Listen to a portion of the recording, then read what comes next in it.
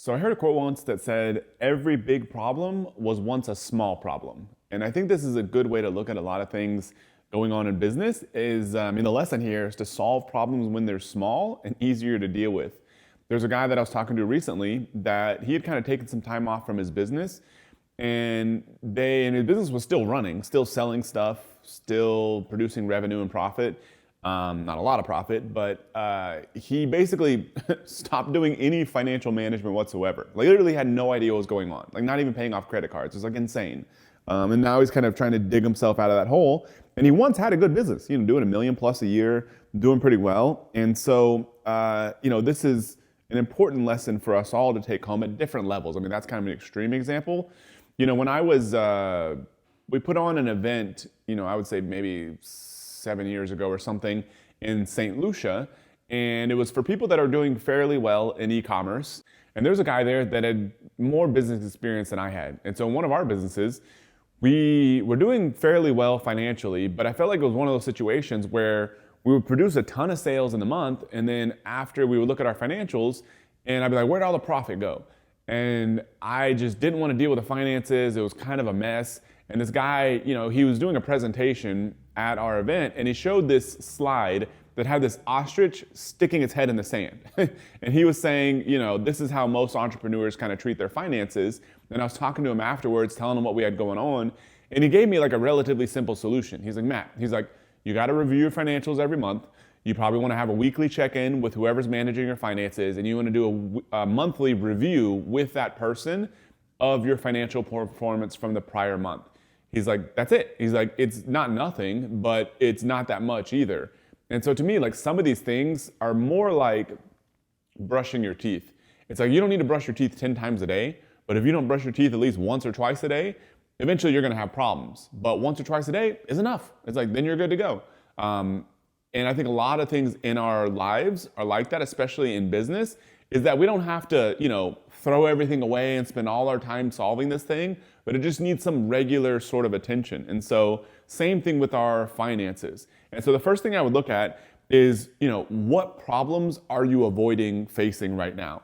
I've seen all kinds of different issues in my own life and also entrepreneurs that I've talked to and have tried to help out. Is it finances? Are you not making the profits you want to make?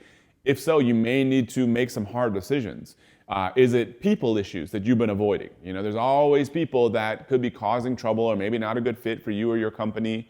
Or maybe it's a partner relationship that's not kind of working out.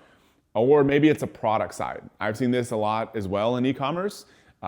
People will have a product that's maybe used to be good, but it's not really good anymore. Their competition has gotten ahead of themselves. And they're like, I just need to keep marketing more. I can't figure out my marketing. I'm like, you and I both know that your product sucks. It's like you need to address that thing first and it'll make everything else easier, even if it's a less fun issue to deal with. So first, get clear on what problem are you avoiding. Be honest with yourself here. Then write them down, get them out of your head. A lot of times it's easy for us to keep ruminating, like, we have 52 different problems. We really have 3 problems. Write down every single one on a sheet of paper. What are those things that you're not facing you need to deal with? Get them out of your head onto a sheet of paper. And I almost guarantee you're gonna immediately feel relief because you're like, it's not that many different things. Like my life isn't ending. It's just stuff I've been putting off and needs to be dealt with, which isn't fun. But it's not an endless list of number of things. And so get them onto a sheet of paper and then start taking some small action now. It doesn't have to be a massive step. There's a good book that I think it's my favorite habits book called Tiny Habits.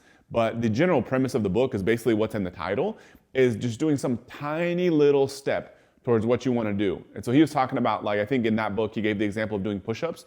Do 1 push-up, and then you're done for the day. I mean, who can't do 1 push-up? It doesn't take any time. You can do it right now. You don't have to wait. And so it's same exact step when it comes to dealing with some of these problems. Send 1 email, book 1 appointment. What is the smallest step possible you can take towards dealing with that situation? For us, when we were kind of getting out of that financial mess, the step for us was I can't remember if we got the referral from him or if I had to ask for a referral, but basically I had to figure out, how do I get like a part-time CFO? Because he was like, we don't want to spend the money hiring a full-time CFO. Then we have to go through this crazy hiring process where there's these services that you can literally turn on in a week that do like virtual CFO, which is actually the company that we use called Virtual CFO, but they do part-time CFO work. And so I think we either asked him or somebody else for a referral. So that was like the first easy step, was to figure out, okay, who can do this service for us? Next easy step after that, shoot them an email, tell them we're interested. That was literally it. And all of a sudden, our entire financial life in that business started turning around with those couple little tiny steps. And a big principle here is, Charlie Munger used to talk a lot about this. He called it Granny's Rule.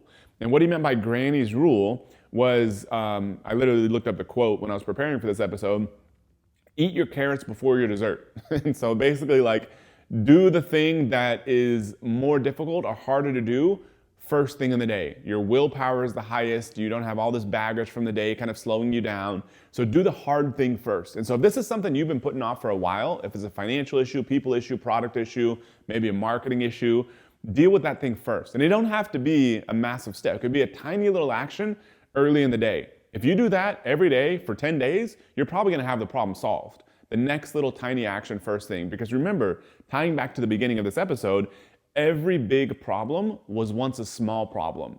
So deal with these problems when they're small and easy to get rid of. And so this is a big lesson that I think we can all take home as entrepreneurs. So put this in place in your business. Please subscribe to my podcast on your favorite podcasting platform or to my YouTube channel, and I'll see you next time.